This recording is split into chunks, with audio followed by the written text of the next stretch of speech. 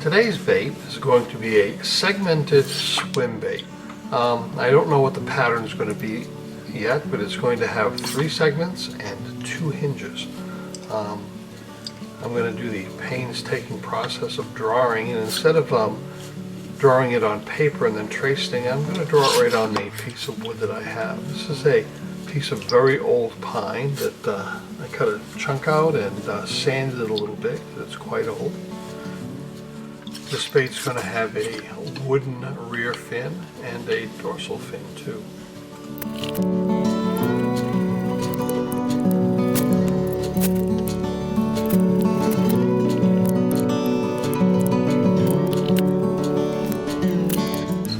And it looks like that is going to be the shape.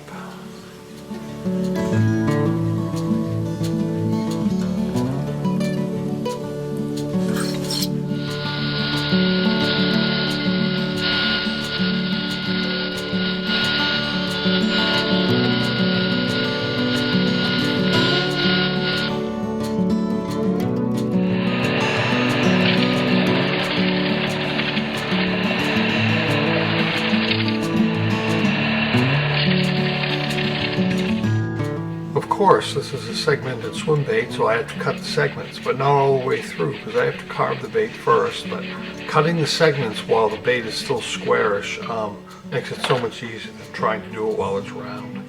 I have a block of wood here that's about 30 degrees on angle, and it guides my saw to making the V-shaped cuts on both sides of the bait in order to cut it for making the separations for the segments.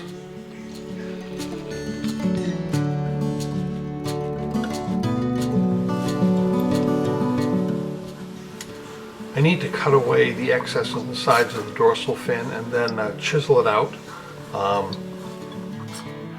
so that it's relatively thin, but not so thin that it will break.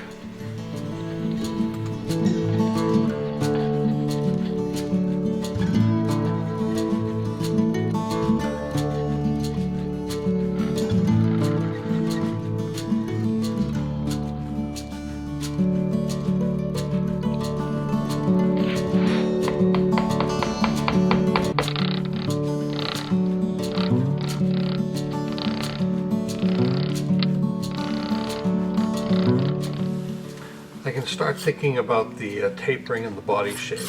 A little thick in the middle just ahead of the front hinge. Of course the tail has to be thin. Try to shape it nicely if I can. I think I'll do some carving on this one too.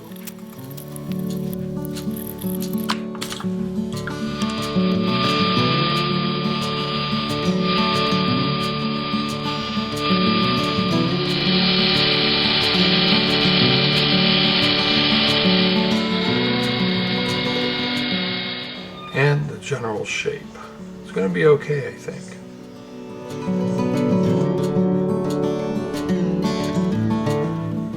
Now I've got to carve this thing, and I can't put it on a belt sander because of its shape and that fin sticking up. So I guess I'll get the knife out and do it like I've generally done it in the past, and that'll be okay. It's pine. Pine carves pretty good, particularly this white pine. Here I am marking the rough lines of how far I want to go down, and I'll start carving it.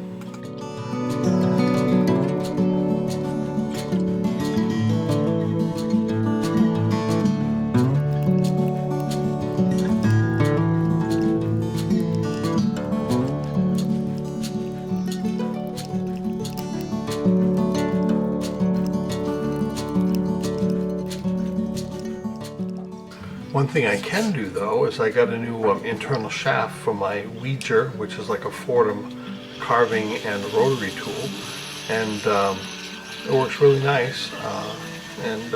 Kind of here's a drum sander sort of sandpaper roll on here, and it's going to help me smooth things out quite a bit.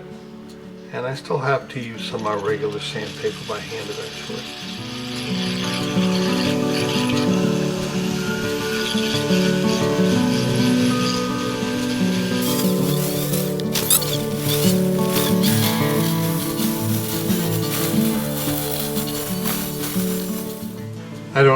decided to do this, but I'm going to have some fairly elaborate gills carved into here. I could just paint them on, they would look good too, but I just feel like carving some, I guess. So here is the pattern that I'm making.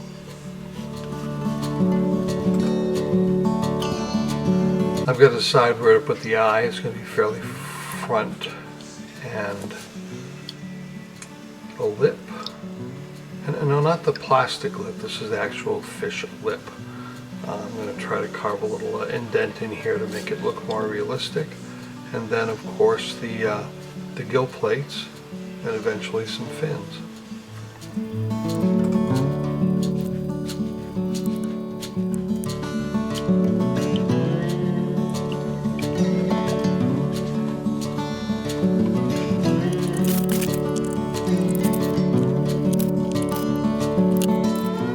I've got to trace at least the rough outline of the pattern on here, and then I really draw it so I have something to look at and copy, and I'm trying to invent it as I go along. I invent it on the paper and then copy it over.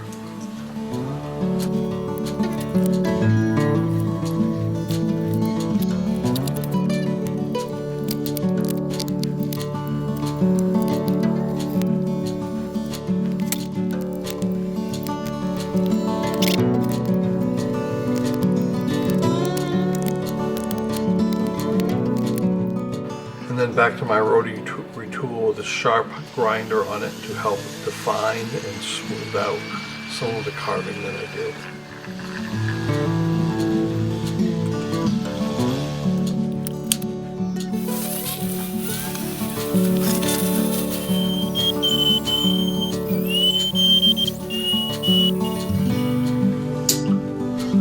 There it is. Well, it's not perfect, but it's as good as I'm going to do for now.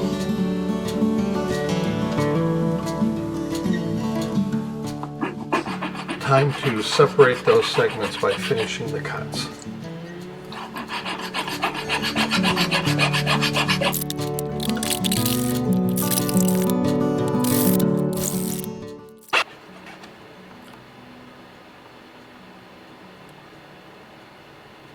Well, that one came out pretty good. Now for the tail.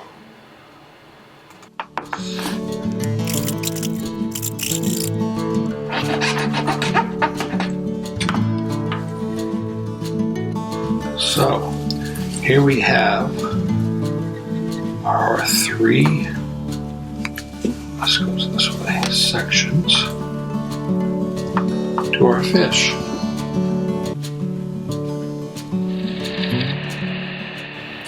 Going to take a little bit off the inside taper of each segment to give it a little more freedom of movement once you hook it together. For me, the easiest way to mark the 2 points for the hinge joint is to put the two halves together and then mark them together. That way they have a better chance of coming out even.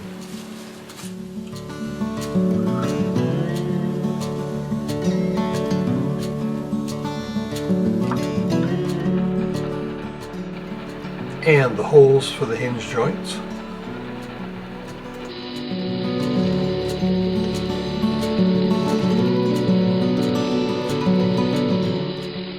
And holes for the line tie and for the loops for the hooks. And holes for the lead weight. Here's the middle segment, and I'm drilling a small hole. It's not going to be too deep, fairly shallow.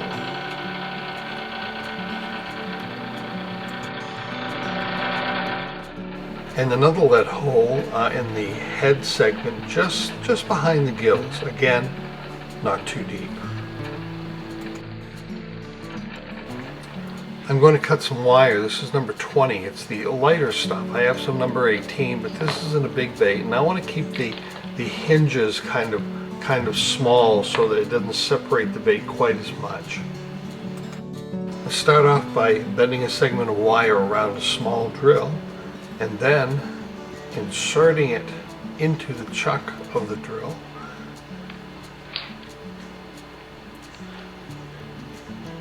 Putting over the drill bit and spinning it until it's twisted just right. Those were 3 for the hook and line tie. Now I have to make the hinges. Start off by making 1 loop just like I did before. And then sliding another wire through that loop, putting it over the drill bit and spinning it. So we'd have 2 hooked together.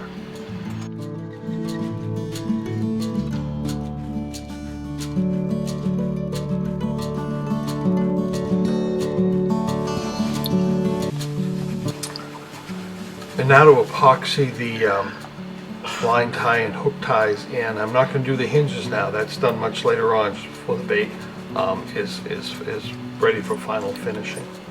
So here I'm mixing up some epoxy, and let's glue these in.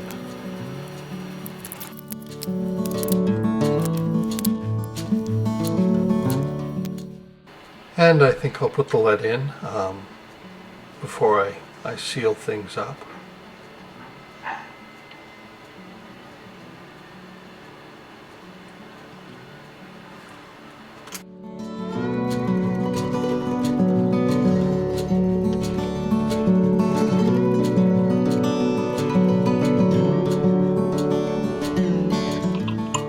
To seal the baits, I often use super glue, which works great, but I think I'll just use some sealer. It'll take overnight to dry, but I think I'm done for today. I've had it for today. Tomorrow we'll paint.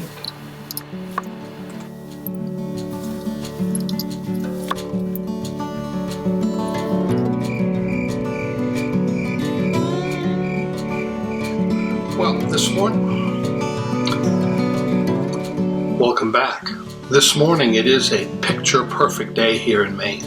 Low 70s, slight breeze, sunny. It's going to be a nice fall, I think. It's September 5th right now, 2020, for whenever you're looking at this video. The bait has been sealed, all 3 segments, and I do have to cover these lead holes though, in anticipation of painting. I think we will use some super glue and baking soda to expedite the process so I don't have to wait very long, and we'll go from there. In half of this video I'll do a little more on-site narration instead of after-the-fact narration. Okay, get some baking soda on here.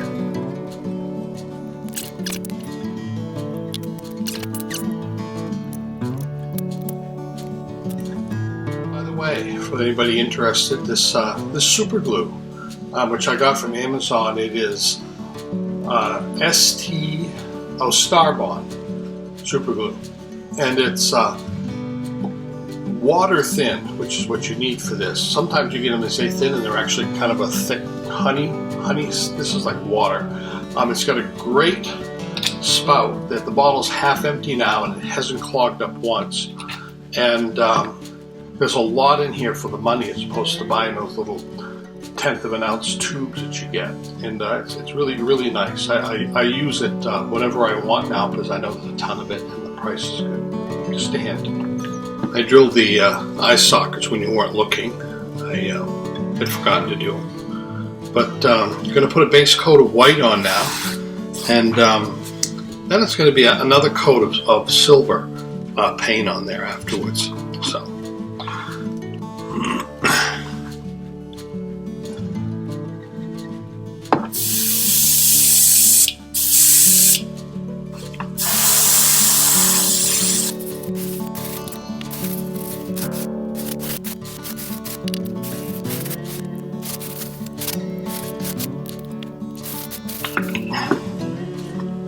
I'm going to hit the bottom half of these in pearl white, and then I'm going to go over most of it, particularly the top half, 3/4, with silver, and that'll set up the base for the color of it, and then we'll use some watered down or transparent colors over that. This is going to be kind of a chub pattern on this bait. I think that's what I've decided on.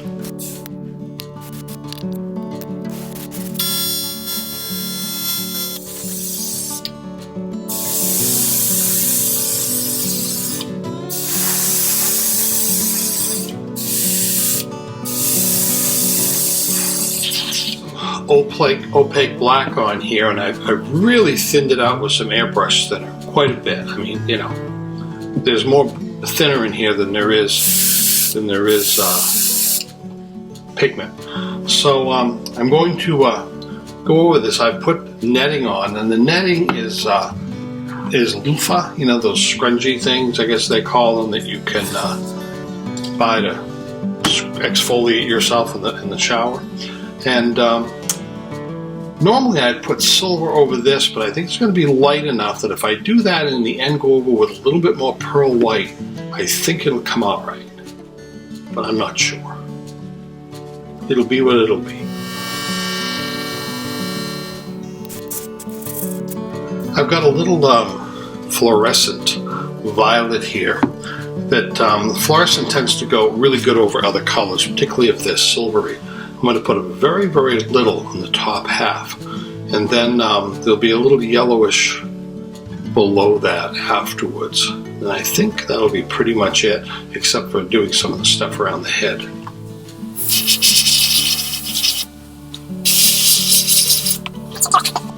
And now a thin line of fluorescent yellow. And again, it doesn't cover a lot and usually looks good over other colors, so we'll see.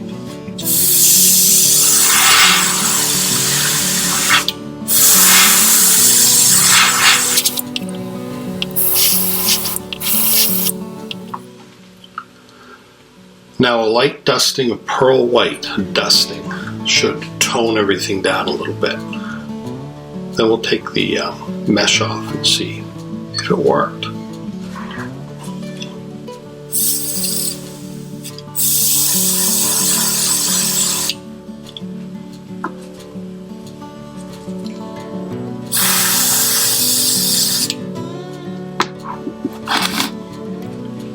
The big reveal.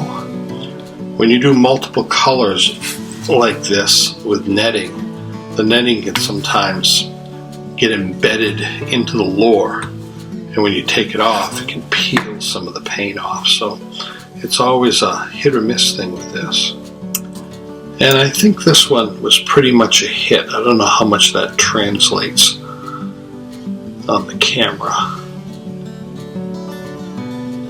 Let's take the others off and see if we were as lucky.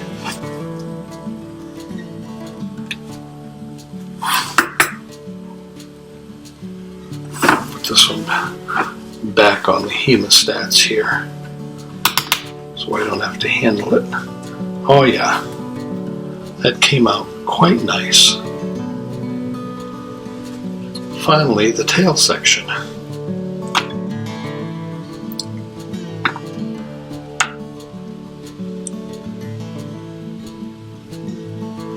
And it's very subtle, and I'm going to paint over the tail section over there. We don't need scales on the tail. So this is working out pretty good.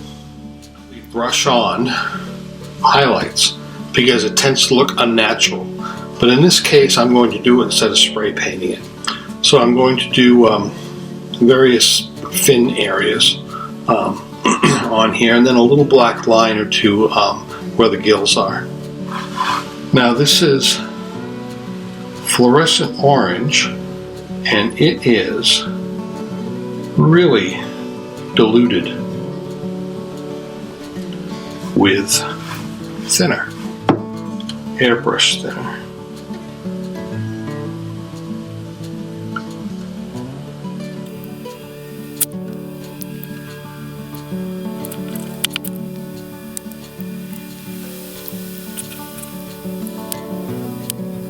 This may be a little too orange, but I am planning on getting either some black or sepia out so I could use that to touch this up a little bit.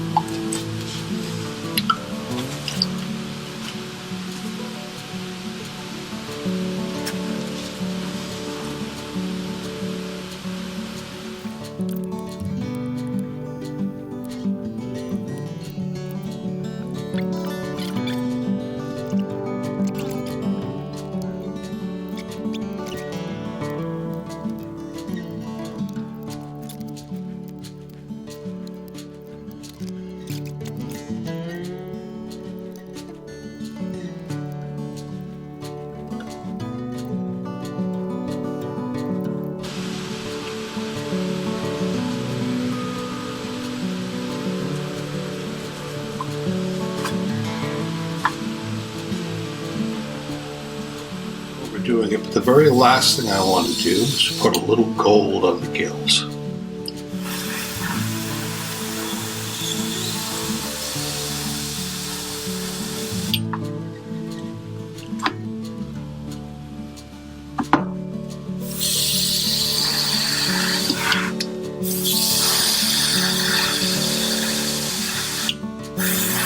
To make a few eyes, I think I'll do a few that are sepia here.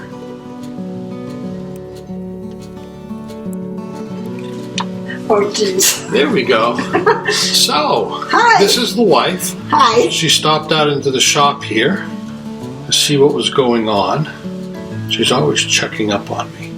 So, let's make some eyes. Putting the pupils on now. And I've got a drill that's been ground flat.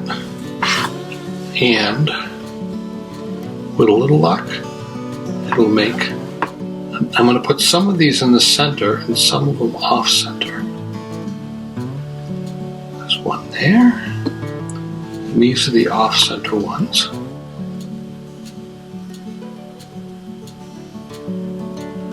And then some of these I will put in the center. Pretty close to it anyway. Wife is gone. Let's get a little resin on these eyes.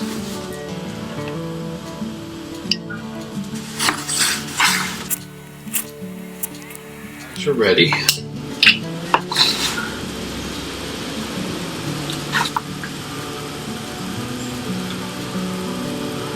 So,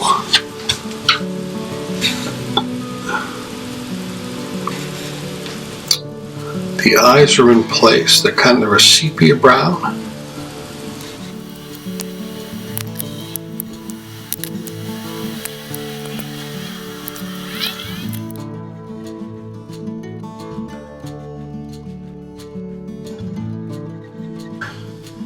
There she is.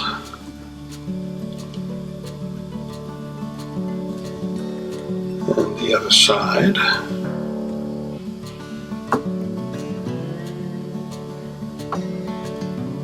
As usual, the hand painting always makes it look a little more artificial than when you spray it. So, but still, not too bad. And the hinge is pretty loose. I have some hooks on here. I think they're a little big, but I'm gonna go with them for now. Let's take her for a ride. The action on this isn't really obvious under these conditions. Sorry about that. This was different from what I expected. I ended up with more of a topwater, segmented topwater walking bait. I think the fact that I put some weight in the second half tending to slow down the tail. So on a slow retrieve, it has a really nice action. Stop, start, stop, start. But a fast retrieve coming in, or I would imagine even trolling, it pretty much goes straight. It doesn't flitter too much.